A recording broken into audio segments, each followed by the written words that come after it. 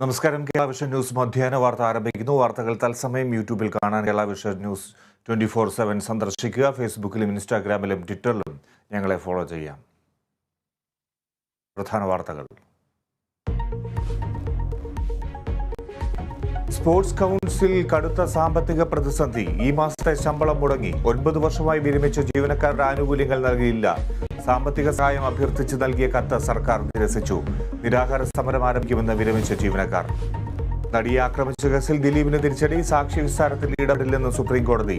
മഞ്ജു വാര്യർ അടക്കമുള്ളവരെ വിസ്തരിക്കാം. ദിലീപിന്റെ ഹർജി കോടതി തള്ളി. വിചാരണ വേഗത്തിൽ പൂർത്തിയാക്കാൻ പ്രോസിക്യൂഷന് നിർദ്ദേശം.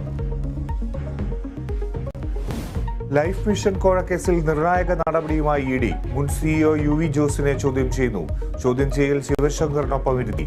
ശിവശങ്കർ പറഞ്ഞിട്ടാണ് ലോക്കർ തുടങ്ങിയതെന്ന് ചാർട്ടേഡ് അക്കൗണ്ടന്റ് വേണുഗോപാൽ. KSRTC ജീവനക്കാർക്ക് ശമ്പളം ഗഡുക്കളായി നൽകുന്നതിനെ ന്യായീകരിച്ച് ഗതാഗത മന്ത്രി. ജീവനക്കാരെ സഹായിക്കാനാണ് തീരുമാനമെന്ന് ആന്റണി രാജു. സർക്കാരിന്റെ നയപരമായ തീരുമാനമല്ല, തൽക്കാലത്തേക്കുള്ള അഡ്ജസ്റ്റ്മെന്റെന്ന് മന്ത്രി. പ്രതിഷേധവുമായി യൂണിയനുകൾ. ഷുഹൈബ് വധക്കേസ് പ്രതി ആകാശ് തിലങ്കരിയെ അറസ്റ്റ് ചെയ്യാൻ നിർദ്ദേശം.